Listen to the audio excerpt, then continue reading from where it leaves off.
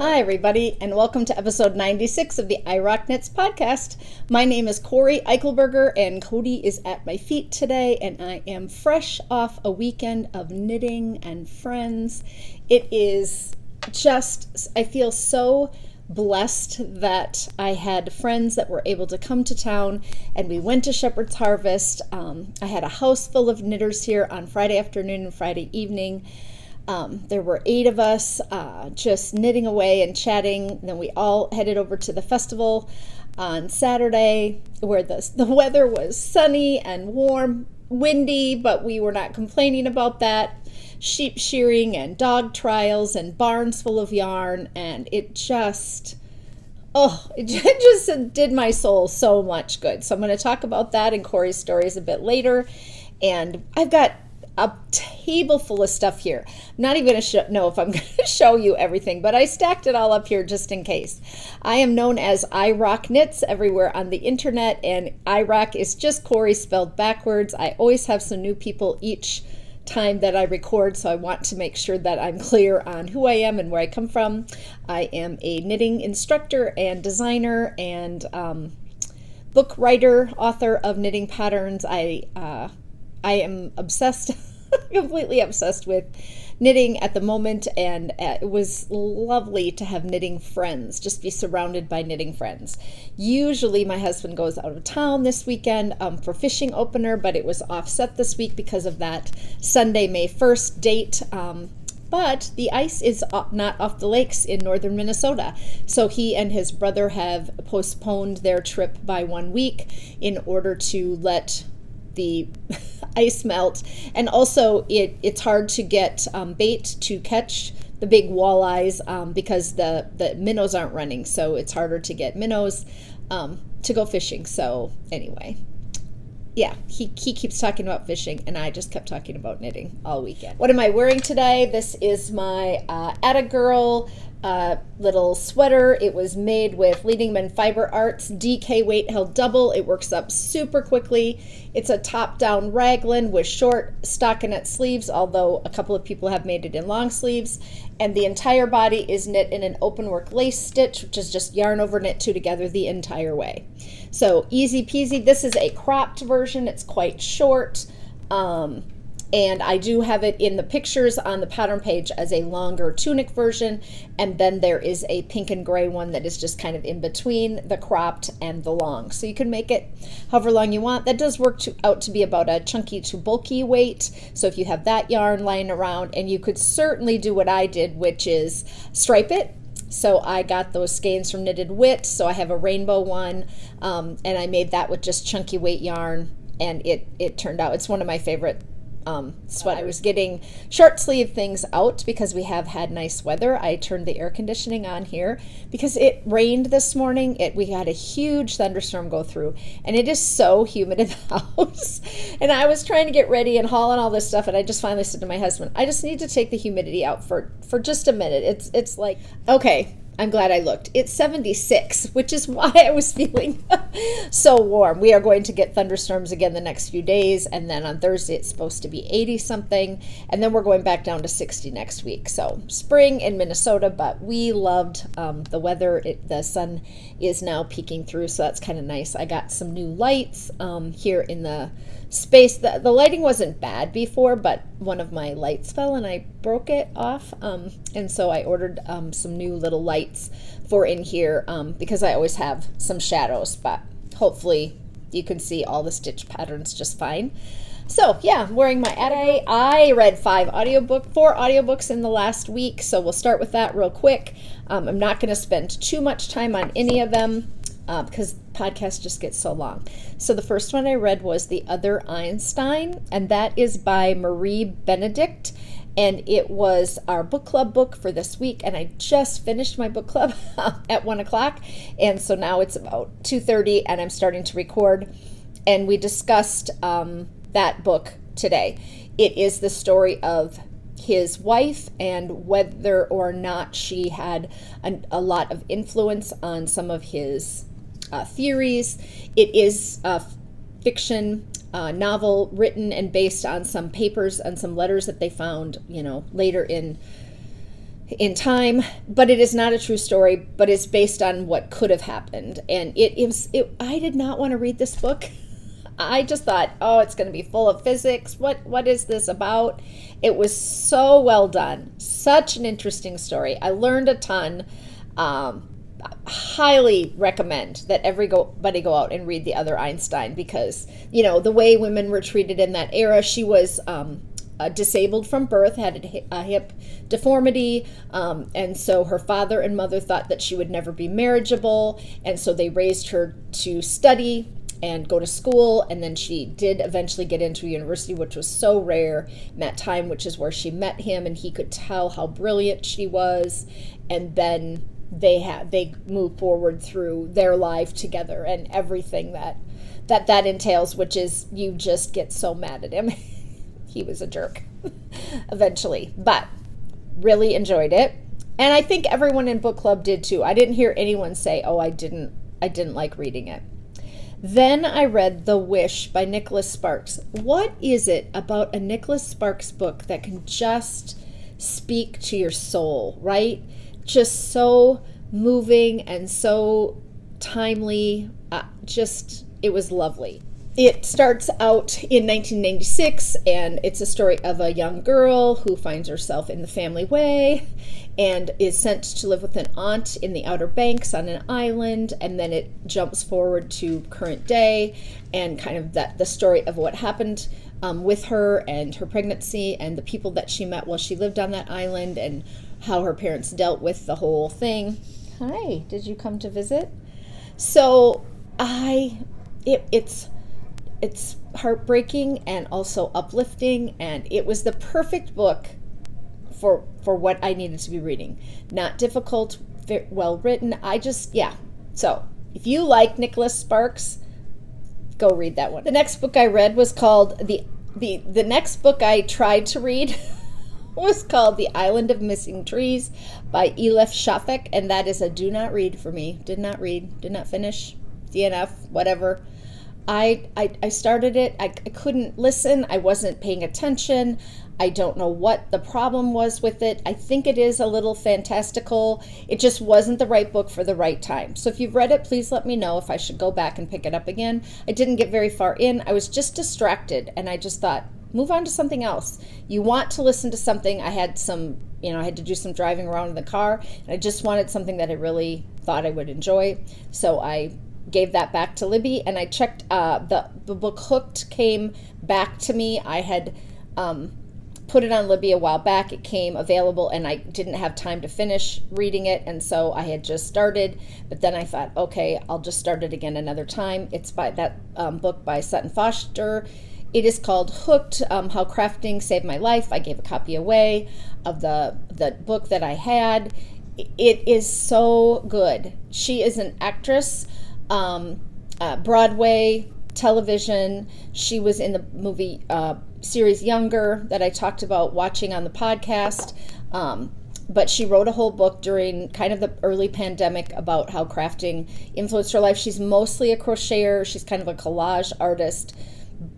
But I thought it was going to be about crafting and her life.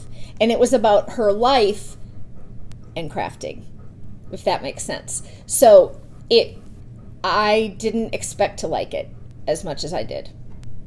I really enjoyed it. Her mother was an agoraphobe, who was a person that can't leave their house, and it has a deep mental, I think it's considered a mental illness, fear of open spaces and spaces that had never been before. One of my mother's best friends was an agoraphobe, so I was very familiar with her getting in the car and trying to go places and then having to go back home because she just couldn't do it. So for me, that piece of Sutton's life was very interesting. But then that took me down the rabbit hole of what I watched this week, and I decided to watch the show series Bunheads, which is about a group of ballet dancers in a small town. It's a really strong take on the Gilmore Girls. It's by the same director, executive producer, Palladino, and you can just see them trying to reclaim that success that the Gilmore Girls eventually became. It's kind of got a cult following now, and it just doesn't quite ring true. But several of the characters from the Gilmore Girls are in Bunheads, so if you haven't watched it and you love the Gilmore Girls, you might want to go see Kirk and the grandmother from Gilmore Girls. I liked watching it. The acting is a little pushed. It's just not quite there. It was an ABC family show. It only ran one season before it got canceled, but there are a ton of episodes. I want to say 13 or 14, something like that. And it ends rather abruptly, where I think they felt like maybe it was going to go on and it just didn't have the following. But Sutton Foster is the lead character in that, and so I wanted to watch it after knowing now what I know of her life and her career.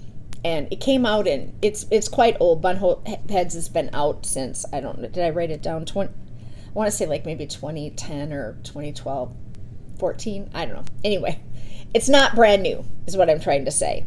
So that kind of did push me down that rabbit hole of watching that. But then I just started and I'm really enjoying The Firekeeper's Daughter. It's by Angeline Boulley, Boulley. I'm probably maybe halfway through, but I thought I'm going to just mention it because, wow, I'm really, it's a Native American novel taking place in Michigan, on and near the reservation, and there is a catastrophe that happens in the community, but it has a lot of Native American culture and traditions that are talked about, and the storyline has been very fast paced. I'm really enjoying it. So I thought, well, I'll just mention that I just started that to any of you. So those are my 3 books I listened to. One I gave up on, and one I'm about halfway, not quite finished with. So there you go. The recipe for this week, I have made once before, but I bought shrimp and gnocchi to make it again. It is creamy, citrusy shrimp gnocchi bake. And this is by Dellalo Foods. And it takes shrimp, and then you just put that in a pan, and then the gnocchi you make a sauce with. And I just buy pre-made gnocchi. I know I can make my own, but I just bought it pre-made at the grocery store. You could also use tortellini, and it has garlic, flour, chicken broth, thyme, basil, heavy cream, Parmesan, lemon and orange zest, and then Gruyere cheese. So it's kind of a creamy pasta dish with some fresh flavors made with shrimp. And we at my house are trying to eat fish or salads at least, and salads for dinner one day a week for sure each, so that we are getting more fish and more fresh produce in our meals. So I will put this in the recipe thread in my Ravelry group under episode 96, and you can go over and copy and paste it, or you could just Google creamy citrusy shrimp gnocchi bake. Yeah, I think we're gonna have it tomorrow night. So we're having leftovers tonight because it's podcast day and I had book club. So when I get done with this, I don't have time to cook something. So Ross went out to the freezer and he's like, "We've got bean and ham soup that we froze." I said, "Perfect." So we're having the leftovers tonight, which is great because then I don't have to cook. And we cooked on Friday night for everyone that came, and we made baked spaghetti, and that is a recipe I shared early on, and it was very well received. So that was kind of fun to cook for everyone. I haven't done that in a long time, where I have people that over to the house where I'm actually cooking. So what's next? Sweater of the week. This is the Pomme De Pin, and I went through all the sweaters in my list, and then I went through everything that I've talked about on the podcast, and I had 5 left that I'd never talked about. And so I thought, okay, I'm going to print out those 5 so that I remember to talk about them. And then I have a few that are duplicates and things, so I think we can keep going with sweaters and shawls of the week for a while here. I knit this years ago, and it was probably my first overall lace cardigan. Pomme De Pin stands for pine cone, and this is considered pine cone lace. I will take it off the mannequin in just a minute. It is a bottom up with a chart, eyelet fitted in the round, lace, long sleeved, oversized, set in sleeve, worked flat, written pattern. 32 3/4 to 58 1/4. To fit suggested 30 to 56, so it's a big range, but there aren't very many sizes. 1, 2, 3, only 5 sizes in that range, so big jumps in between. 30, 36, 42, 48, 56. So, you know, there's like a 6-inch spread there. The cardigan is intended to be worn with positive ease. The sample measures 39 inches and is worn by a 35-inch bust. The pinecone lace stitch is very stretchy, can be blocked to accommodate a range of sizes. Please refer to the schematic. And it was knit with Lorna laces, sport weight. The pattern is by Amy Christoffers, and it is knit in my yarn Blue Moon Fiber Arts Socks That Rock heavyweight in the Tanzanite colorway, and I knit it in March of 2013. I wore this sweater quite a bit, but it was never comfortable. The sleeve armhole opening, the arm side for me is too tight. So this section right around here, and I got low on yarn. So I should have at the time ripped it back and widened the top of the sleeve so that it eased into that hole better so that it wasn't so snug. So I kind of had to pull it up to my shoulder and then I could wear it, but it was always a bit too snug. And as you can see, I ended up getting more yarn, and so the button band is darker. It's not as obvious in real life as it looks right there. I think if I turn this, nope, it's still gonna look like it stands out. Anyway, let me take it down.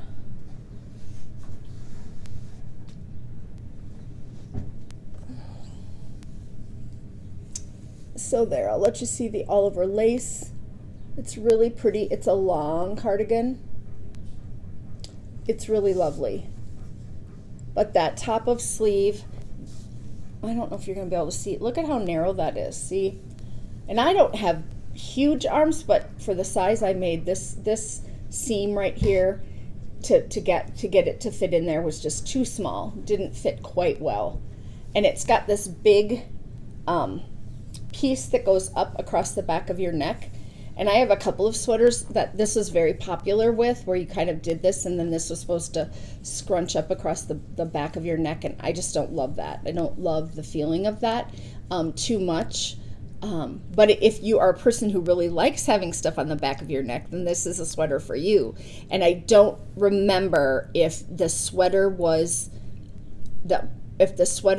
schematic was the problem or if my knitting was the problem in order to fit that armhole bigger. I would have to go back and look at the schematic. I would know now better how to fix that and how to make it.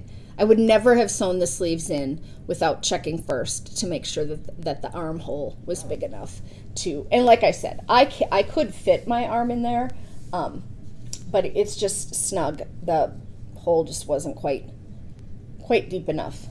So it's a lovely, beautiful sweater. So that's the sweater of the week this week. Lovely, beautiful sweater. I might reknit it someday. It is a really pretty cardigan.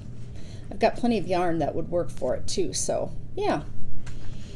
I probably wouldn't ever pick that dark purple again because I'm just such a bright these days. But okay, the shawl of the week is actually a cowl this week. This is a cowl. I made a couple and I thought, oh, they're so bright and fun, and the stitch pattern is amazing, so I thought, okay, I'm gonna share that. This is called Coblynau. It's by Fyberspates, and it is knit in their Fairy Wings collection, which I purchased when I went to Seattle, the Pacific Northwest last August. I purchased this yarn and it just glows. Look at that. Oh, it just glows. So I bought this raspberry colorway, and then I bought the lime colorway as well. And there are several options in this group. This one's shorter than this one by a little bit, but the cable stitch pattern is so cool looking, and they had a sample in the shop. So let me see here. It is knit with sport weight yarn in a US 6, 383 yards. 3 gorgeously squishy cabled cowls, all the perfect length to wrap around twice for extra warmth or wear wrapped once. Fairy Wings colorway, which is mulberry silk, and poly.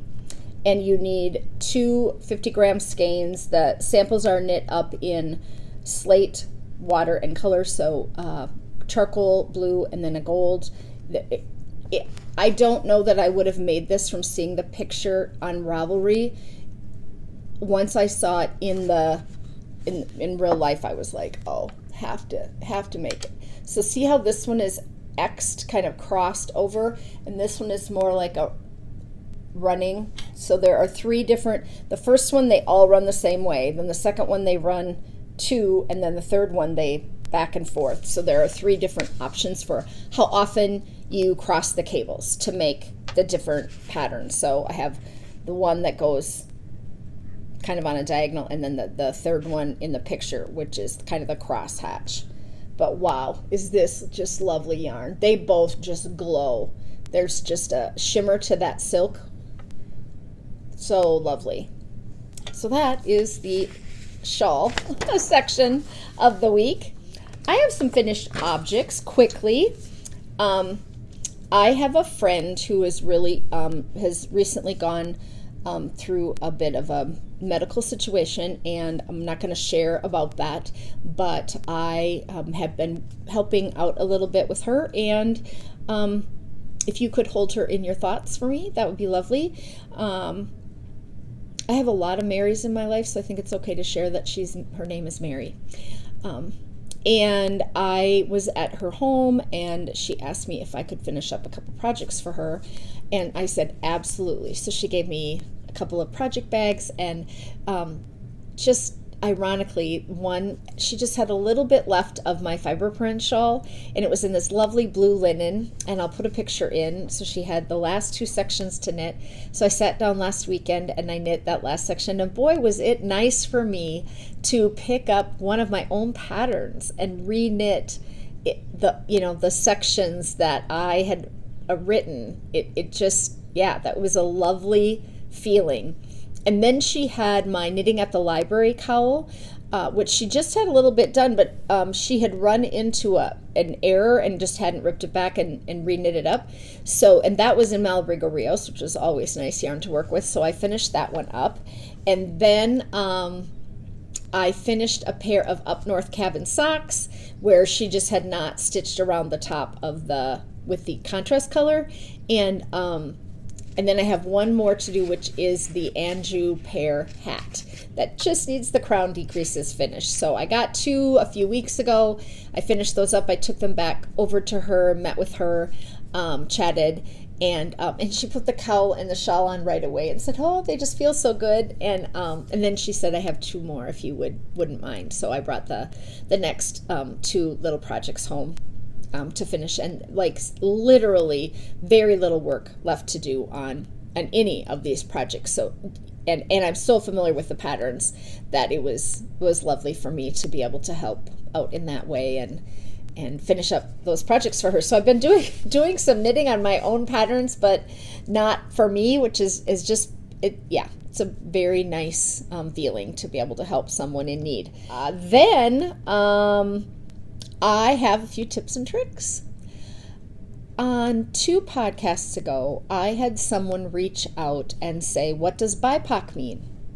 And I use BiPOC or POC or POC fairly often in my everyday language, I think. It was something that I learned about 3 years ago, maybe. And it stands for Black Indigenous People of Color.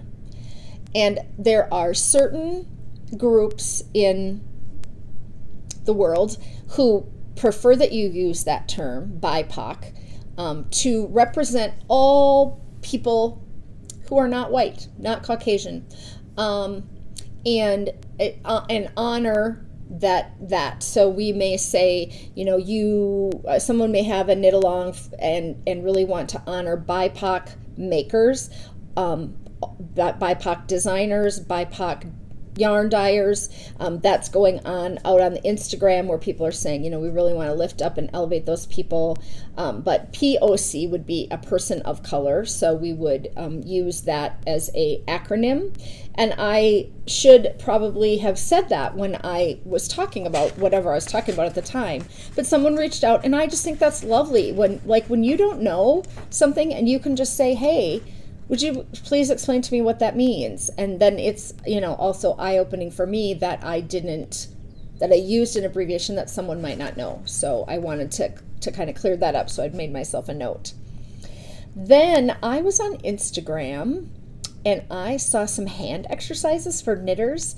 And so it was a post of different hand exercises you could do and crocheters for sure, that you could do. So I'll put the picture up here, and I will link the Instagram post so that if you want to go and save it or print it out for yourself. It's not mine. I don't own the right to that. So I can't technically put it in my show notes and have you just copy and paste it from there. That's probably not very nice. So but there will be a link in the show notes so that you can go look at these hand exercises that you can do to just stretch and strengthen. I thought it was just such a good reminder when it came across my feed. I was like, oh yeah, you should all be stretching more. So everybody right now, take a little moment to just do some finger stretches, right? Just stretch your wrists out that way, bend them down that way, get a nice stretch, right? There's all kinds. You can do rolls forward and backward. I will try to remember at some point in every podcast to just say, can we take just a little 30-second stretch break to remind you all that if you've been knitting. I woke up with sore hands this morning. I knit all weekend and ripped and knit and ripped all weekend. And thank you to my beautiful friend Stacy, who is the kindest person when it comes to me saying, Stacy, can I call you about something? I'm struggling with the numbers on these patterns. All know that I have talked about her before. She's an amazing knitter, very excellent sample knitter, but also a dear friend. And I was struggling with a pattern, and she did not feel well. She had a sinus headache, and she just sat there and walked me through and said, yes, you're right. It's written weird. This is not clear. I agree, but I think we can figure it out. And then once we both could look at it, I had numbered the stitch markers in the wrong direction. And then afterwards had realized that you were supposed to number them 1, 2, 3, 4 from the wrong side, which didn't make sense to me. I would have so I was doing the whole thing kind of, and I couldn't get back on track. I couldn't figure out where I had gone wrong. So she saved me. But I had picked up my Legacy Park shawl because I'm knitting in that brighter colorway. And I went to knitting on Thursday, and I counted up my 14 rows that are in between each of the little sections, and I thought I was ready to do a flower row. So I thought, I better count my stitches. And I had placed markers every 25, so I could just go, 1, 2, 3, 4, 5, 6, 7. Okay, I have 175 stitches, and then just count the ends and add them up. And knitting, I wasn't at the right stitch count. So then I was like, okay, don't do this at knitting. When you're out eating and talking to friends, you're not at the right stitch count. I thought it was wrong, so I knitted 2 more rows. And then this weekend, I shouldn't have knit those 2 rows, so I ripped them back, and then I counted my stitches, and the stitches were on. They were correct. And I started knitting, and then when I got to the other end, it didn't come out right. So the stitches count wasn't right, and something had gone wrong. So Cece said, give it to me. So then she looked at, and she's counted, and yes, we did come up to 2 stitches short. So I decided, well, I'll just knit the flower row anyway. And that flower row is just knit 3 together, yarn over, knit 3 together in the same stitch. But there's some tension on the yarn, and so I had redone that row probably twice this weekend. And so I woke up with a sore hand this morning, and I was like, that's because you were jamming that needle in there and trying to do that tightly without letting a stitch fall off the needle. And anyway, exercises, do your exercises. Okay, and then the last thing is, I had a knitter years ago show me this technique with stitch markers. Let me take one off here so you can see what I'm doing.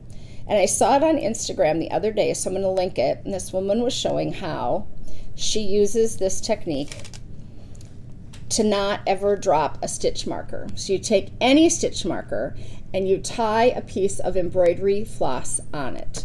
And then when you put it on your needle, you just knit away. And this tail gets kind of woven in to your knitting because you come back and forth, and the tail just gets caught in the knitting. And then if the stitch marker falls off the needle, it doesn't go anywhere. You never lose a stitch marker because your little skinny piece of embroidery floss that I just looped over, can you see how I did that?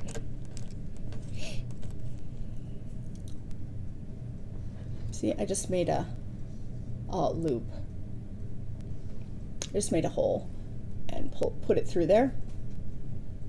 And so I was like, oh, because I have stitch markers fly off often when I'm out knitting about, right? Like if I'm out knitting, I'm not being as careful, and then they fall on the floor and you never get them back, right? So if you have stitch markers falling off all the time, you might want to just try this. Don't fuss with the embroidery floss. You just let it hang down, and as you're knitting over and back, it will just kind of be carried up and be inside your rows of knitting, and then when you get ready to take it off, it just pulls right out. It'll be a lot easier if I show you the video, but I don't own the video. So I will put a snippet, 1 or 2 seconds in here, and see if I get in trouble for copyright from the woman who actually did the video. You can see there's my stitch marker. It's got the tail on, and it can fall right off, and I will never lose it. And when I'm working, the tail just gets woven right into the work, and the ring gets carried up, and I never have to think about it. Mary Martin on Instagram. Anyway, so I will link it so that you can go and look and see how this actually works. But so I just got out a piece of, I bought embroidery floss, that's Stephen B, for $1, and then I just took 2 little strands of pulled them apart and then just linked them through. You could use any little skinny yarn that you have. If you have some lace weight yarn, probably would work just as well. But this way it's cotton thread, and so it won't attach to any fibers. Like if you're working with mohair and you have, you know, a piece of mohair, it wouldn't, they could attach themselves. So there's the tips and tricks for this week. Okay, so I said that I watched Bunheads, right, which I did enjoy.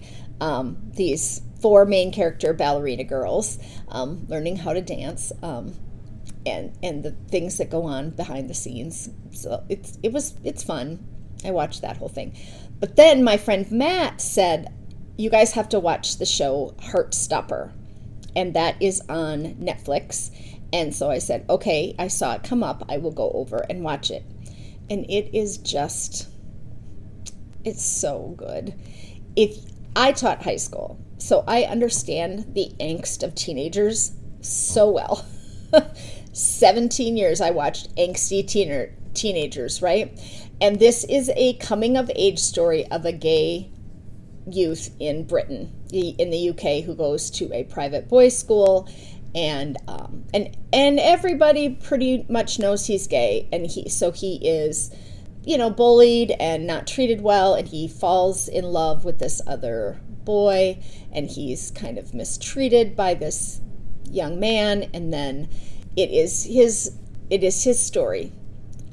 And Matt, thank you so much for recommending it, because it was just, I called Kylie right away and I said, oh, I wasn't even done. I said, you have to watch this, because she teaches at the high school that she went to speech and debate, and she has a lot of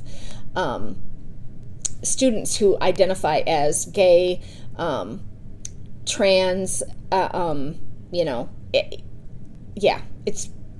she will often talk about how they're going through that whole, who am I in the world? How do I relate to the world? And, you know, she has dealt with a couple of kids who have tried to commit suicide on the team. And so I just thought, yes, she is working with this population of students where she would also really appreciate this lovely, well done story of this young boy.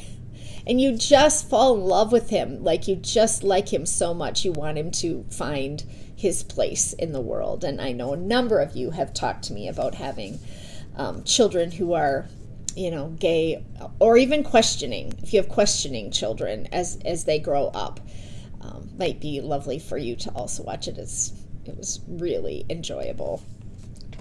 Okay, some things I saw on the internet. Let's do this great shirt that I saw, for one. It's called the Miles Shirt Jacket. I will put a picture in. It's by Ozetta, Hailey, Smedley. It came out in April, so it's brand new. It's like what we used to call back in the day a CPO, which was like a flannel jacket with shirt tails, long sleeves, and pockets. The Miles Shirt Jacket is worked from the top down. It features dropped shoulders and back shaping with minimal details at the shoulders for a classic shape. It is finished with a fold-over collar, a curved hem created by short rows, and pockets. An oversized woolen shirt jacket designed to be worn almost every day of the year. It goes from extra small to 5XL, which is a 43 to a 71-inch bust. Hallelujah. It is meant to be worn with 11 to 12 inches of positive ease built into the pattern. And she talks about how to measure for that to know what size you should make. But I saw that people were knitting it up at Bee Woolen, and I thought, oh, that is just lovely. It's just an oversized, perfect wrap around yourself coat for when you're in the winter. It's knit in Aran weight. It has 4 buttons, video support. So lovely pattern. It's $6.50, available on Ravelry. And I did not go over and look if this Ozetta Hailey Smedley has a website. I'm not seeing anything. So a pattern that you might want to take a look at. Then I saw this. There are some apps coming out that I really wasn't aware of, but if you are looking for some knitting apps for your phone, you want a row counter. This is an app that caught my eye, My Row Counter, Knit and Crochet. And when I put in knit app and knitting app, a whole bunch popped up, and I was like, oh, that's fascinating that things are really starting to come. So I have one that's old that I love for increasing and decreasing a certain number of stitches over a row of and they took it away. I don't know why it's not available, but it is the best app. I use it all the time. But I was happy to see that there are some other ones out there. So I've linked this one just in case you are interested in going to take a look at that. But if you just go to your apps, and it's called My Row Counter, Knit and Crochet, and it's a row counter with a PDF import. So you can PDF import your pattern right into your phone or your iPad. So I thought, well, I'm going to chat about that. And then someone sent me, and I saw come up in my feed that there was a CNN article about refugees. A stranger on an airplane gave her $100 years ago and changed her life. Now she's trying to find the mystery woman to thank her. It was one of those really great stories. She and her sister were traveling, coming to the U.S., they looked scared, they were young, they were together, and this strange woman who they met on the plane, who chatted with them for a few minutes. I think Stacy sent me this. And then as they exited, this woman gave them $100, which was a huge amount of money for them coming here. And she's trying to find, and both the women that were traveling together had the same name, and they were traveling to or from Michigan. Oh, I wish I would have the article in front of me. Anyway, I have the link. You should go read it. It's so lovely. It's just the best little article about, people being kind to people. So then I have a couple of special notes, things to talk about. I went to Yarnover a week ago on Saturday, and that is a knitting convention that is held here in Minnesota. It's sponsored by the Minnesota Knitters Guild. It's put on by all volunteers. In the past, they have had a Friday night dinner, some type like a fashion show or a shawl contest and a speaker, but that was canceled this year. So they just had the Saturday market, and it was rainy and cold and blustery on that Saturday, but we piled in the car. There were a few of us, and then we met a few other friends there. I didn't take classes this year. Some years I take classes. I've always wanted to teach at Yarn Over, and I have applied in the past, and what happened was they didn't want to have Minnesota teachers teaching at Yarn Over. They wanted teachers that people couldn't see locally.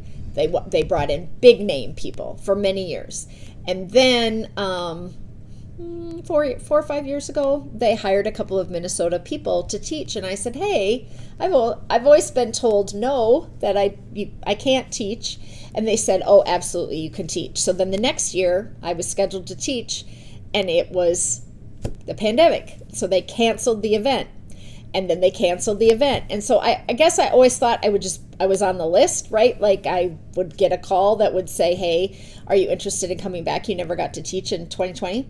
But I never got the call, and so I wasn't, I didn't get to teach this year. I would hope to, because it's local for me, and that's lovely when you get to teach locally. So I went with some friends. We went to the market, and it was local yarn store day. So I had 6 or so patterns out in the world at different yarn stores, where if you purchased yarn from them, they would give you the pattern for free. And so I had shipped out samples that whole week and been really busy getting samples sent to people and making coupon codes for people to download the patterns. And so I was busy, and then I'm walking through the market, and I get a note from a local yarn store that says the code is not working. And I just panicked. I was like, what? And I had said in the emails when I sent it, check your code, right? Check that your code works. And what happened was it said LSY day instead of LYS day for the code. LYS 22 or LSY. And within a few seconds, she sent me a screenshot, and I was like, right away, I saw that the numbers had been transposed. And so I flew on to Ravelry on my phone, and I updated the thing to say LSY because they were handing out these coupons. So too late to change the typo, just change the code so that it works. But then I got panicked. Then I was like, what if you typed it wrong for the other 5 stores, right? I was just like, and so quickly, most of the stores open at 10 on Saturday, and this was 11 o'clock. So I'm thinking I can just go in and add additional codes to every store. So everyone says LSY or LYS for the pattern that they chose. But I was just in a panic. I'm out there, and I'm like, no, how come this went wrong? How could this go so terribly wrong? It was just such a bummer. But we had a lovely day, and then 2 friends and I went to eat, and there is a local hamburger place up there, and so we just said, let's just go there on the corner, because it was nasty out, just not that nice outside, the windy, and so we went and we sat there for, I don't know. My husband had said in the morning, when will you be home? And I said, I have no idea. Our market ticket is from 10:30 to 12, and then we're going to grab lunch. I got home at like 4. You know me, chatterbox. And we just talked and talked and talked and talked. It was lovely. It was a great day. So what did I purchase? Not much, but I'll show you. I usually don't, but it's all on the table still because I haven't put anything away. So I purchased these. This is from La Bien-Aimée. It is 328 yards of 50 grams in the baby Surrey and mulberry silk. So it looks like mohair, but it's not. It's softer than mohair, and it's called Amy's Flashy Lipstick. And I am going to hold it double with some fingering weight yarn to make a sweater, I think. Can you tell that it's got lights and darks in it. It's kind of, I don't know that, I suppose you'd call it variegated, but, so anyway, I bought enough to make a sweater with this Surrey running with something, and I had seen, Darn It Anyway had advertised that they were going to have it, and I thought, I need some Surrey in my stash. I think I only have one skein of Surrey in my stash, so I thought, oh, I better quick. And then they gave me a free pattern, a cowl pattern, and then invitation to their new Makers Lounge, which I'll talk about when I talk about Shepherd's Harvest. So I purchased that, which was really fun. And I think that's about all I came home with that day. I don't think I bought anything else. I still have a ton of stuff on this table, you guys. But, so that was lovely, seeing friends and talking to friends and going out to lunch with friends. So I did that. And then I have a special thank you that has to happen. This person won't be expecting this, but I just wanted to thank Suzanne. She's a friend. She came to visit me. We've been interacting on the internet and texting for a long time, and we were talking about something, and she was helping on Ravelry, and I said, is that something you'd be willing to do for me? And she said yes. So I have never had a moderator on Ravelry in my group, and that is a person who has access to the group so that they can help you make sure that you are meeting the needs of the people who are asking you questions or making comments or doing things. And with this upcoming knit-along that I'm going to talk about happening, I just really was nervous about being on enough that I can keep, answer people's questions and help them pick out yarn for their projects, or be able to tell them, which projects I have that might be easy for people to knit for the knit along or whatever. And so I asked her and she said yes. So I just want to say thank you to Suzanne, who is So Run Knit on Ravelry, and she will be helping me to moderate my group, so that if someone reaches out and says, hey, Cori, I need so-and-so, and I don't see it right away, if she can answer it for me, that would be great. Or if she can give me a heads up that, hey, you've missed the last 3 posts in this thread and you haven't really looked at it. I do have it set up to email me if I get tagged, but I don't always get tagged in things. And running the Knitting Exchange group and my Ravelry group and my Instagram and my Facebook and doing the podcast, I just spend an inordinate amount of time on social media, and to the detriment of getting some other things done sometimes. So I just thought, gosh, going into this knit-along would be nice to have someone to help me out. She said yes. And so that will be really nice. I just wanted to say thank you. Let's talk knit-along. I have not had a knit-along in a while, and I've not really ever had a super successful knit-along where lots of people join. So I'm really hoping that I can encourage people to knit patterns that they already own from me, that they always wanted to knit but they never did. I have a lot of accessory patterns, cowls, hats, mittens, where you could join, knit something in just a few days if you put your mind to it, right? If you got some serious knitting time, all the way up to larger shawls and sweaters. And I just decided that having a knit-along would be really fun, and a way to kind of activate my group, get people involved, get to meet more people, talk to more people. So I do have 2 Zooms scheduled for the knit-along. So the first one will be coming up on Friday at 11 a.m. Central Standard Time. I will put the link in the Ravelry group. If you are not on Ravelry, just email me. I will try to post it in my Facebook as well, so that you can have access to the code to get into Zoom. If you are not available at 11 on Friday, then the following Friday I'm having a second Zoom later in the afternoon, so you could join then. But I also will record those Zooms and put them up on. And so if there are questions from people that you also could get answered, or if we're just chatting about things and you're like, oh, now I know that, you could also see it and watch it kind of almost like it's a podcast later. So those will run 1 hour for those 2 Fridays. And then I'm out of town, but the knit-along is lasting through the end of June, and you could start on this anytime, and whips count. So if you just have something that you've just recently started, or if you have a whip of mine somewhere and you want to finish it up, that's fine too. There was really no hard and fast start date. I just announced it on the last podcast. So I'm hoping that we can get a bunch of people knitting some of the things.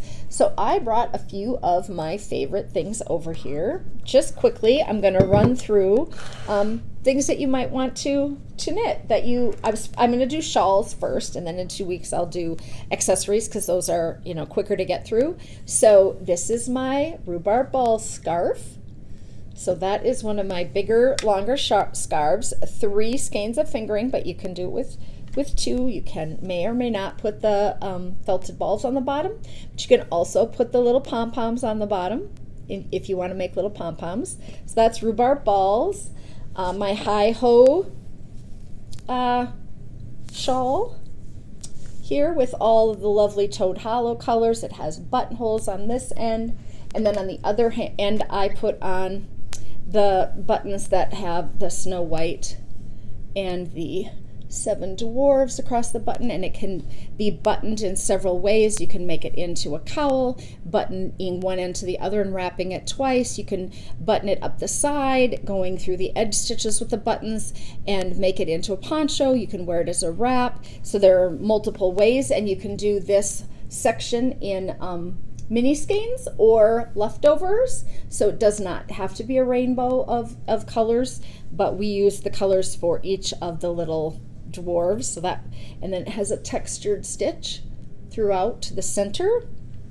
And then I have my phases shawl.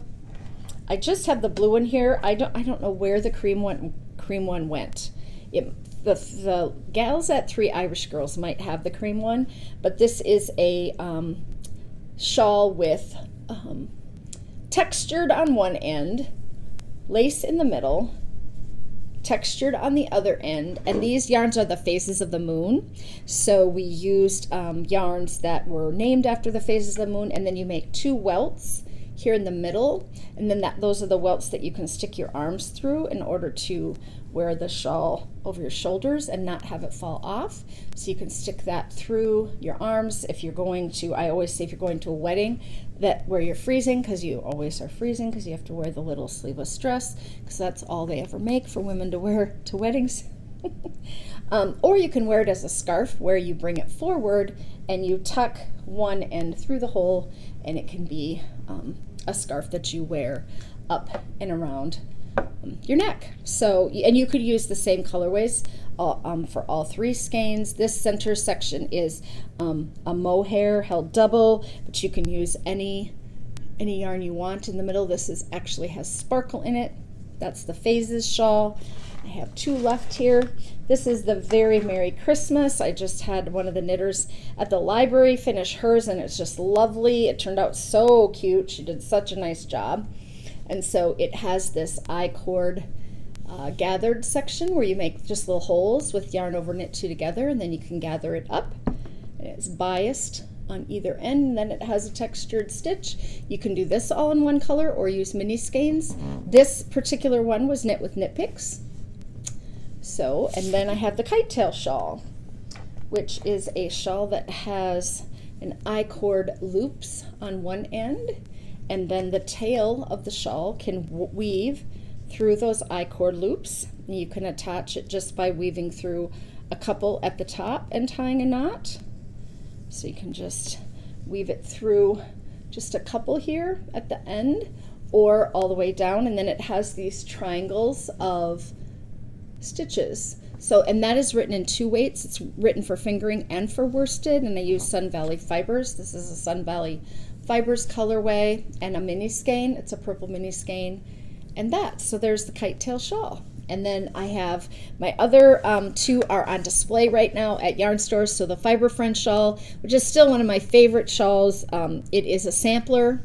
So you have 4 different stitch patterns that you do from one end to the other. It turns out to be shaped sort of like a crescent, a little bit like just a long narrow shawl. And then my most recent one, which is Legacy Park, which is a crescent shawl with easy stitches. So I have all those shawls. If you're a shawl knitter and you have, you know, yarn sitting in your stash, it would be lovely to knit some of those in cotton for the summer. You know, Cascade Ultra Pima cotton is just lovely. It's lightweight. It would be a really nice warm weather shawl for those of you that live in warmer climates and can't wear heavy wool shawls.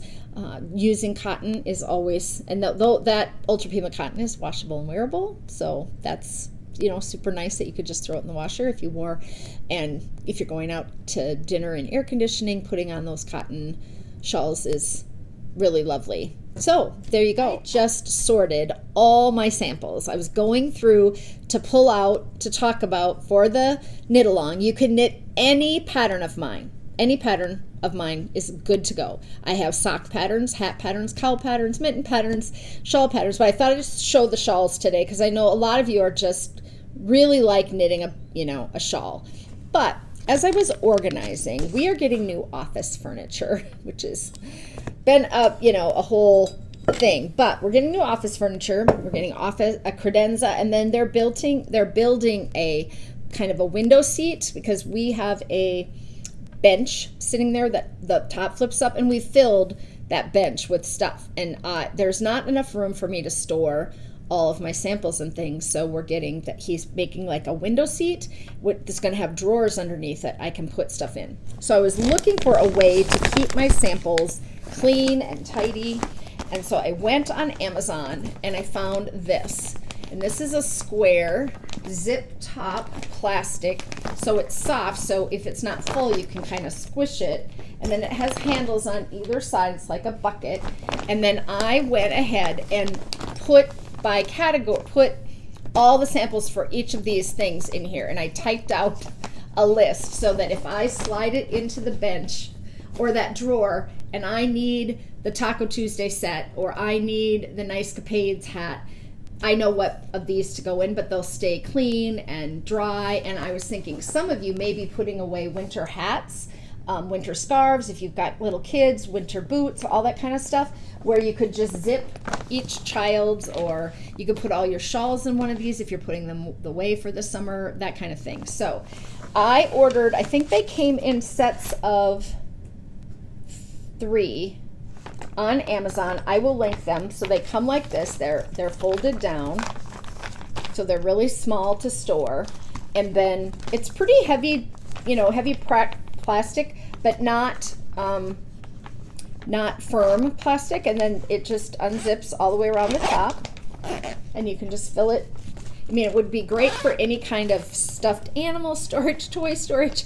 I was just thinking of all these ways, but then I just took a sheet of photo paper, so it was kind of like cardstock, but not really, and printed those off and laid them in there. And oh my gosh, I have 5 little boxes full, and they look so nice, and it's all organized, and I know where I'm missing one sample. I'm still trying to find one sample that I either sent to a yarn store or I wore, and it's in my closet that I need to go through to find to put in there. But otherwise, I thought that was just a really nice way, once I was going through stuff for this knit along, to be able to show and say, hey, here are some things you could make for the knit along. Some of you haven't been with me very long, so you weren't here for the introduction of some of these shawls. So anyway, I thought that would be kind of a nice tip or trick.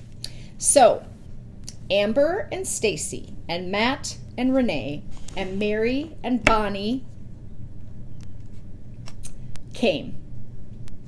And I had invited several other people who ended up not being able to join us, but so they arrived on Friday at noon, and Matt drove them out to my house. Was going to drive them out to my house, and then we're going to knit all afternoon. I was going to make dinner, and then we were going to knit all evening. So I told people they could stop by any time and just visit and come and go. And it dawned on Matt and I that they had not eaten lunch. When they would be landing just shortly after noon, that they would not have eaten lunch. So I said, hey, do you want me to meet you part ways? Because there's not a lot in my town. There's a Subway in the gas station, and then we have a Dairy Queen. But we have evening restaurants, 3 evening restaurants downtown. But anyway, and so I said, or we could go to Taco John's. And Matt said, potato olays. So, and the Taco John's is not close to me, but coming from the airport, he had to go. So if you're local, he had to go down 169 to Shakopee. And Shakopee is 2 suburbs south of me, and it's on the main highway that goes to southern Minnesota on a diagonal all the way to Iowa and South Dakota, it's on a diagonal. So it's on a major road, and so I said to Matt, just take the 169 exit, go south and I will meet you there. And so then he said it's about a half an hour. And it's 26 miles to the airport from my house. So it's a marathon. I remember checking for someone once how far, how long it would take. And it was like 26.3 miles, so it was really close to a marathon, runner's marathon. And so he said, yeah, we'll meet you there. So then I took off and I met them there. We pulled in just about the same time and we had tacos. And we sat in Taco John's for an hour talking. And I knew I had people coming to my house and I was like, we need to get home. So we came back up here and it was just great. I mean, we haven't been together in a long time, this group, and it was just lovely. Several people from my knitting group, and then people who actually could afford to fly in, which that's so nice too, to be able to have them all together. So then my husband had said, this week, let's make dinner. Let's not go out. I remember last time when you went out as a big group, it was a hassle and you had to take multiple cars to get places, and then, everybody you had to have separate tickets and whatever. So he wanted baked spaghetti. And so we made my baked spaghetti, which is just noodles and cheese, basically, and some other stuff, but in a pan. And it's easy for everybody. It just kind of like making big blocks of lasagna with no sauce. And then we made several sauces. So we made a meat sauce, and then we made a veggie, peppers and mushroom sauce, because my husband doesn't eat onions and peppers. But I will make it, and then I put some red sauce on that so that I can just mix them together for myself. And then we had an Alfredo sauce, and then we made that favorite salad of mine, which is that red leaf lettuce salad with sugared almonds and mandarin oranges and vinegar, sugar, and oil, and a little hot sauce dressing. And I just mix that with my hands. I just pour the dressing on. I just mix it, and then I divvy it out into the bowls. It just seems easier that way. And people came and they ate. We made garlic bread. It was really lovely. I cooked all morning.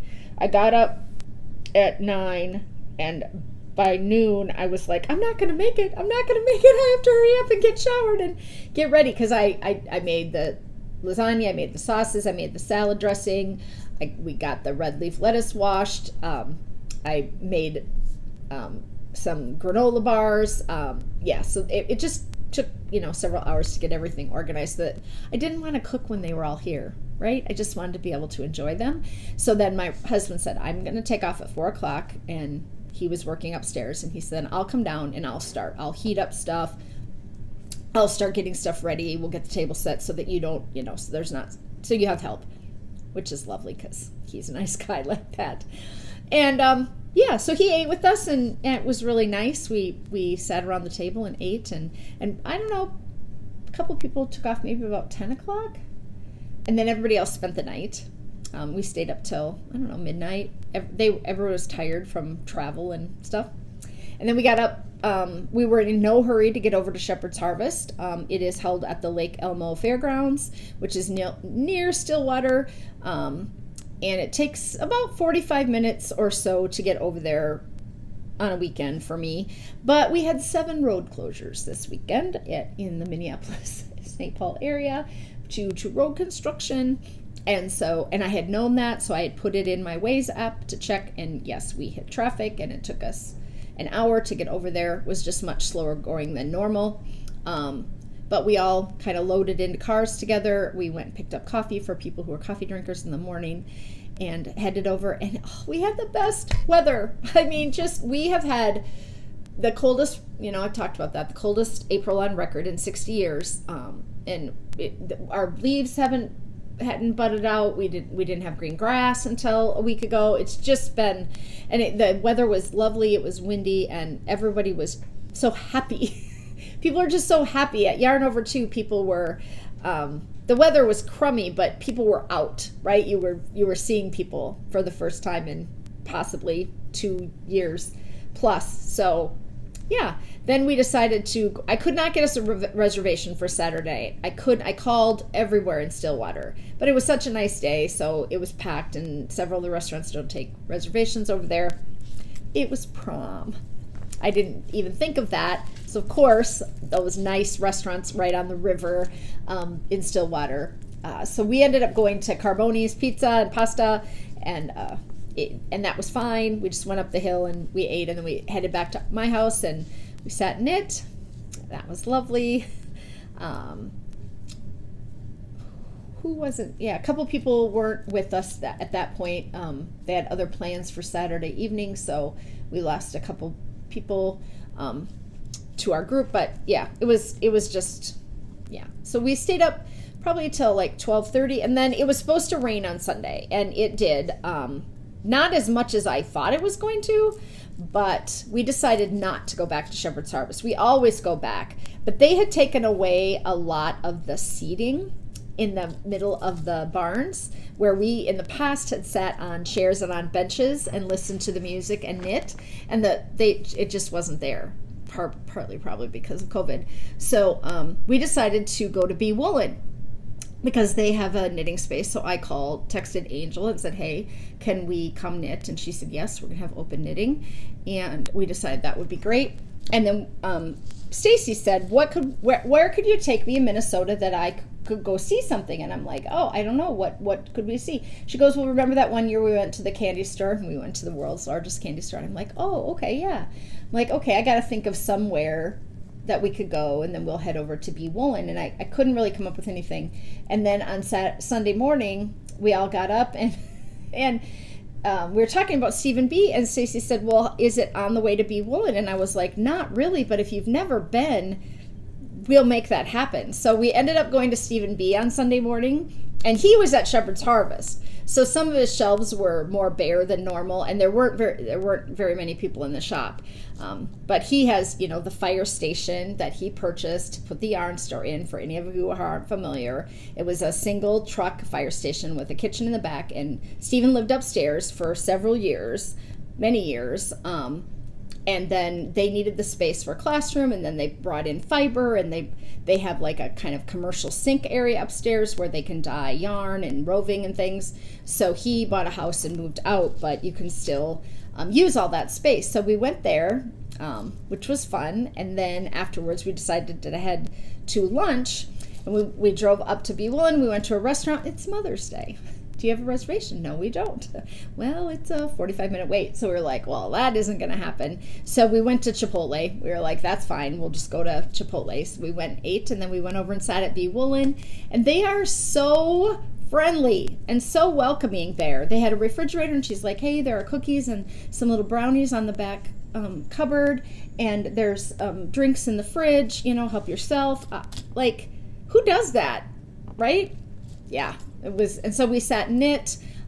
So it was Bonnie and Stacy and Matt and Amber and I, and there were two other ladies knitting in there. And then they had to be back to the airport. I think their flights were like 7:30 or something. So I thought that they should be to the airport by 5:30 because our airport can be full. We can have backups at security depending on the people's travel schedules. And the yarn shop closed at 4, not 5. So I thought that they could leave and drive. Matt would drive them because he lives over there.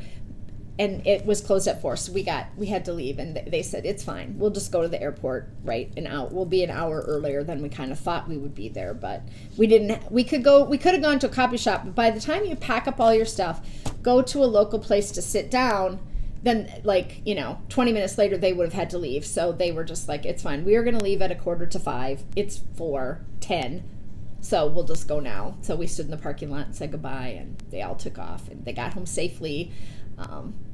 And Matt and I and Bonnie, who live locally here, were tuckered out, right? Like, we're all like, oh, it was so fun, but it was a lot. And we didn't even have to travel, so I cannot imagine how tired Stacy and Amber were. So we had a really nice time. But I have this little thing sitting here, and I've shown this on the podcast before, but I went to the grocery store on Thursday afternoon to buy all the stuff for the food that we needed to do, and they had out their new birdhouses. And the Cub Foods in Minneapolis, if any of you go to Cub Foods to shop, has this tree of birdhouses, and they have the cutest ones. Oh, I'll have to go get the other one too. So I bought Amber the little llama. Isn't it cute? I have this one, and I hang it in my tree in my front yard. But I took it down for the winter. I'm going to ship this one to Amber because she also bought yarn, and she packed light, so we're going to pack that up. And then this is the taco one that I bought for Stacy. because she and I love tacos, and they had 2, so I got one because I now have 3 taco truck birdhouses of different colors and different sizes that I have sitting on my 3-season porch out there. And so that one, and then they had this one. And those of you who have been with me for a while will know that this looks exactly like the churches on Church Hill that my dad builds, and my Churchill Avenue hat and mittens. So I'm going to take a picture of this. They only had one, otherwise I would have gotten one for myself, with my Churchill Avenue stuff, because some of it's right here. I'll show you. Oh, just a second. Look at my Churchill Avenue mittens, right? Oh, the little churches on Churchill, and these are the little roads, and this all the Christmas lights. So isn't that? So Father's Day. I don't think my parents watch this every time, but I'm putting this in the mail to my dad because he has a little garden in his backyard, and he will love that it has. So anyway, so I came home with 4 birdhouses on Thursday. Crazy. But it was fun. So I'll show you what I bought. I got birthday gifts. So on Thursday, I went to my knitting group, and Barbara came over to my car, and she's carrying this little cake, and she said, "This is for your birthday. I'm sorry I'm late." And I was like, I'll eat cake anytime, right? And so I had bought her a little bee bag and bee mini skein pack at Yarnover, because she is so wonderful about native plants and flowering plants, and it's just her passion, and she loves the bees, and she'd knit her grandbaby bee hat, and yeah, so I saw this package and I knew that she should have it. So she handed me my cake and I handed her this little bee package. I said, "You're gonna be mad at me, but I bought you this." And then here came Matt, and Matt was like, "Hey, I have your birthday present here." And so it's not my birthday. For those of you that my birthday was April 19th, but I haven't seen people, right? And so I'll celebrate anytime. So look at what Matt got. Is that not perfect? It's a metal sign. So cute. So I had it sitting over here on my iPad holder because it would hold it up. So that was really cute. And then he also got me this orange basket. And it came from IKEA. And it is called a Risa Torp 2151. I don't know. So it's an orange basket. And I put yarn in it. It's sitting right over there. And I put some orange yarn in it that I purchased. I guess I can show you. But my friend Renee showed up on Friday night to meet with us. And she's like, "Here's your birthday present." So I got 2 orange baskets, which I think is even cuter, right? Because then I'll just put all the orange yarn in them. So she got me a skein of Plucky. And then I got this little yarn queen.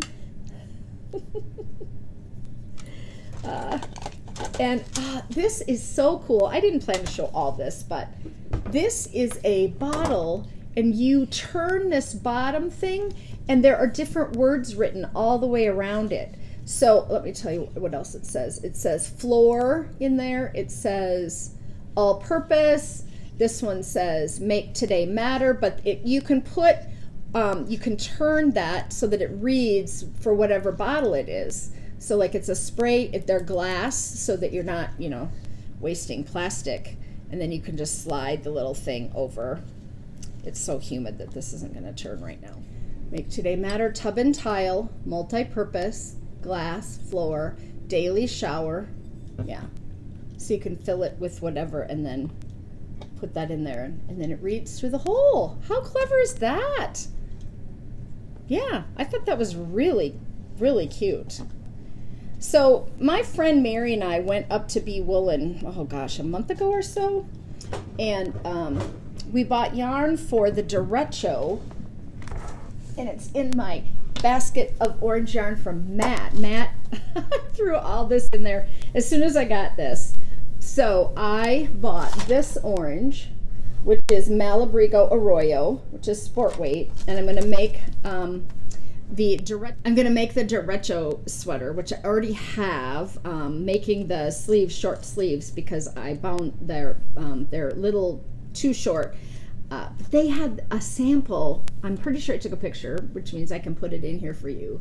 But this was, I mean, it was just the color of my heart. This short sleeved, kind of easy summer sweater. So I purchased that. And then I have these really cute pants. Can you reach them? Yes. So I have these leggings, and they're so cute, and I wear them with a long black shirt.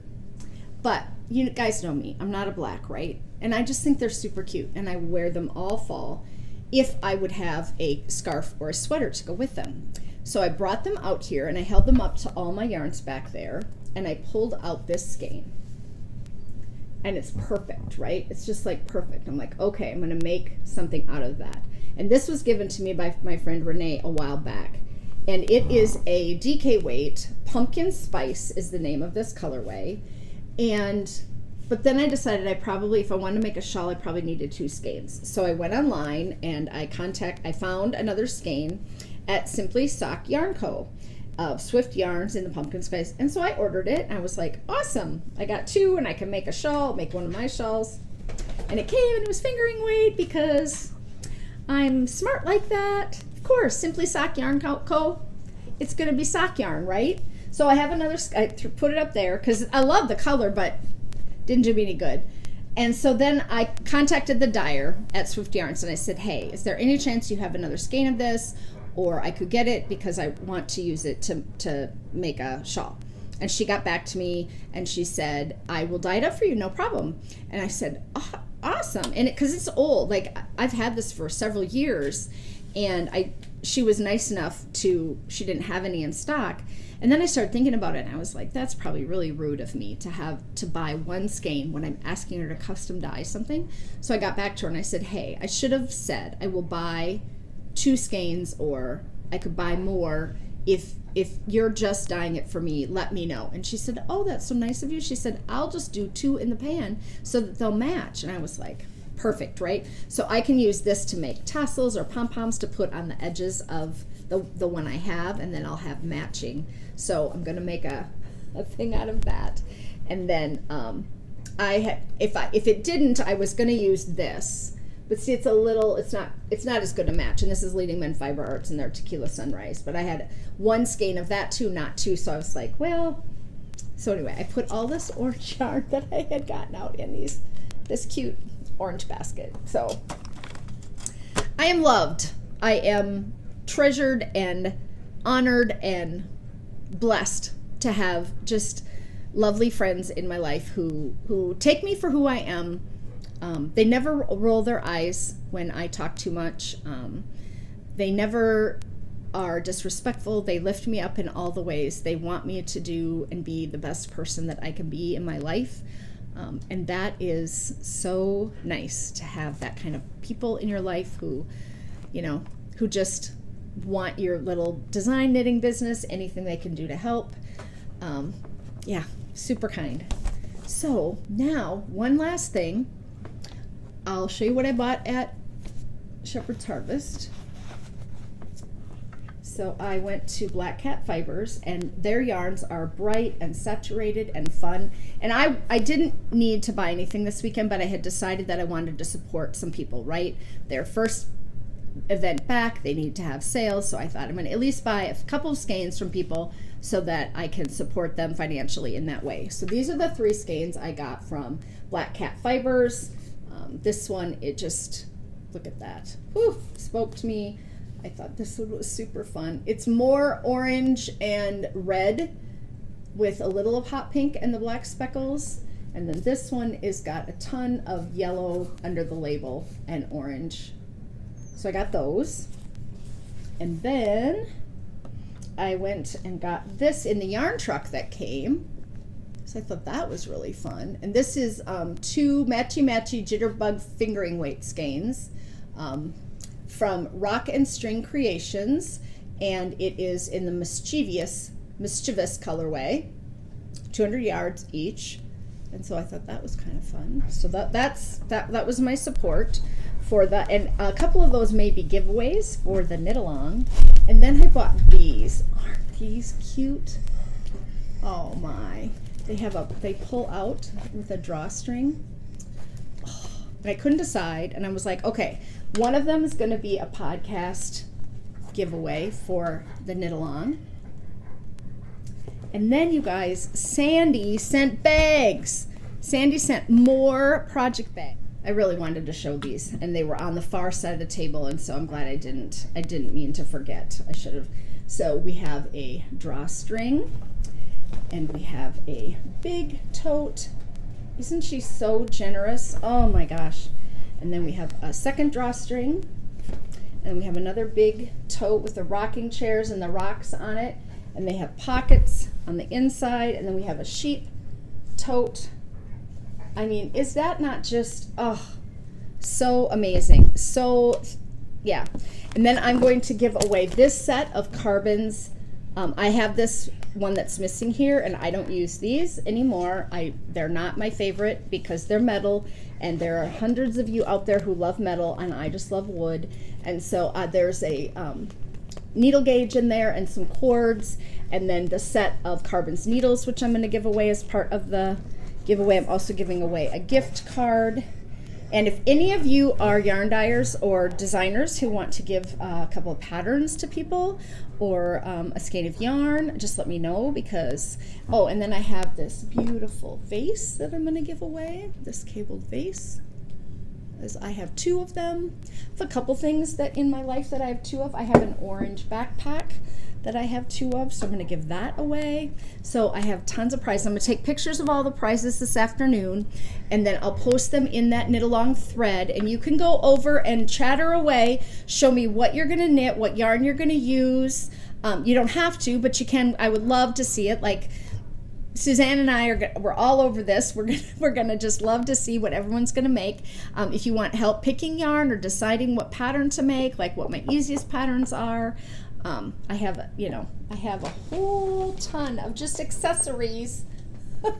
There's a chimchimney hat and the dog words and the betweenity and the taco and the Trevor and the Christina. So you can pick anything you want to knit. You've got until the end of June. And I will give all the patterns away, all the prizes away in a random generator giveaway. So you would post your finished objects in the finished objects thread and chatter away in the other thread. I will probably also do a drawing for people who either don't finish or who are just chattering a lot in the chatter thread. I'm going to make up a little package. I've got some stitch holders and some stitch markers, and I have a shawl pin that I received. So I am going to, I have a tape measure. So I have one more thing to show you guys. There's such a pile here, I can't push it over far enough. You're just gonna have to. I have a couple of other little life things to tell you about. We did bury my mother-in-law, May, a week ago on Friday. In Minnesota, when the ground is frozen, you're not always able to go to the graveside and bury someone, and they had their plots in a very small cemetery outside of Brandon, Minnesota, this small town. So we went up on a Friday morning, and we just had the closest family and a little 10-minute moment, and then so we did that. So she is next to her husband, Jim. So I'm really happy that we got to get that bit of closure for our family. And then I wanted to share just briefly that my mother, I called her a week ago Thursday, and I said, hey, I haven't talked to you guys in a couple of days. What's going on? She goes, well, I had my surgery today. And I was like, what? And she's like, and I was like, no. So my mom had some basal cell carcinoma, basal whatever, on her face. She went to the dermatologist, and the dermatologist said, I need to do punch biopsy. So she took one off her nose and one off her cheek. And so she was, come here. And then the dermatologist called and said, you need to go to a plastic surgeon and get them looked at again. So they had gone on that Thursday, and I think Mom just thought it would be something not too big. Well, it was way big bigger than she thought. So they had to take much more of the one here and much more of the one on her face. So when I called, she said, I have a vertical scar down my face and I'm all bandaged up. And she said, I just didn't know. And my dad said, we were there 3 hours. But they have to get it all, right? They have to have clean margins. And anyway, so hers had a tail. And I said, well, Mom, send me a picture. I want to see how bad it is. And she said, oh, you don't want to see me like this. And so then a couple days later, I FaceTimed her. And it wasn't as bad as I expected, because it's not, the vertical line is not here, it's over here. It's off to this side. So she kind of has to turn for you to see it. And then she had she's pretty swollen. And those of you who've been with me for a long time, you know that my mom has terrible arthritis, and 27, 8, 9 surgeries now at this point. She has had orthopedic surgery so many times, and then for me to call and have her say, and now I have one more thing. So if you would hold her in your thoughts for me too. She's okay. She's fine. She was just really surprised by the procedure and everything that happened with that. So yeah, that was not what any of us were expecting. That was kind of a bummer.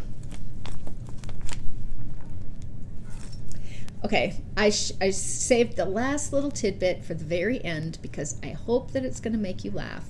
I took it to knitting last week. I took it out of my bag, and everyone was like, what? What is that? What are you doing? Then I got it out this weekend to show everybody, and they were like, what did you buy? So this is what I bought. And I pulled it out of the bag like this. It's got this big strap. But it's a yarn ball holder. It's a little purse. And it has an opening up here, so you can put your yarn ball in there, and then you can just carry it. Or you can clip on the extra long. So I bought the little strap. It hooks through there. This thing opens so you can take it off and on. And then it can be like over, crossbody, and you can just carry your knitting and walks if you're going to a festival or anything like that. And it came from this company, Geometry, out of Denmark. So you can go online. And there are a number of places on Etsy who make these. But this one looked better made to me. It looked better that the leather was stiffer and a little more, I don't know. I just thought it looked whatever. I don't know how to say that. And then it came with these little leather stitch markers that came along with it. And it comes in multiple colors. You can pick your color. It didn't take too long to get here, but a couple weeks. And I just had to have it. It was right around my birthday. So I just thought it was really cute, right? And then later I can just wear this as a collar. Here we go. There. I don't know. I just thought, have to have it. Something fantastically quirky and fun, super interesting. You can hook this on in multitude of ways, and they just snap off. Am I crazy? Yes, I'm crazy. Little bit crazy. Whole lot of crazy. I think that's all I have for everyone this week. I'm going to clean up the table. If I find something else, I'll be right back. If I covered everything, then great. We did a little thing this weekend where we stopped to get pop at the gas station, and I got back in the car, and Matt and Stacy were like, is this by the gravy? And I was like, yes, this is the gas station for the by the gravy. And so then we were at B. Woolen on Sunday afternoon, and my shawl was off by 2 stitches, and we were kind of like, just fudge it on the ends. It's the stockinette section, so you really wouldn't hurt to do that. And then I said, I better take my own advice. And then I said, you'll never, and everybody chimed in, regret ripping out. So we had several of those moments. We talked about bananas. And only bananas, yellow bananas, or almost yellow, or way past yellow, and who likes which, on the continuum of bananas. That was a funny conversation. So no green bananas. We went to Stillwater, and Bonnie said, where's the sign? We got to stay away from the Charlie Brown sign so you don't get stuck. And I said, yes, the waddle on. So we had all of those memories of those little sayings that I have at the end of my podcast, where you can kind of feel like we have a little silent communication No green bananas, buy the gravy. You'll never regret ripping back. Don't complain with your mouth full. Keep it colorful. Keep your fork. I love you all. Talk to you in 2 weeks. Comment below if you're going to join the knit along. Come join us. Oh, I really need some people to show up on Friday at 11, okay? Don't disappoint me. I do not want to be there talking to myself, which is what I'm doing right now, because I already do that twice a week. I want people. I want people to chat with me and to talk to me and tell me their stories so that I can get to know some of you a little better. Bye.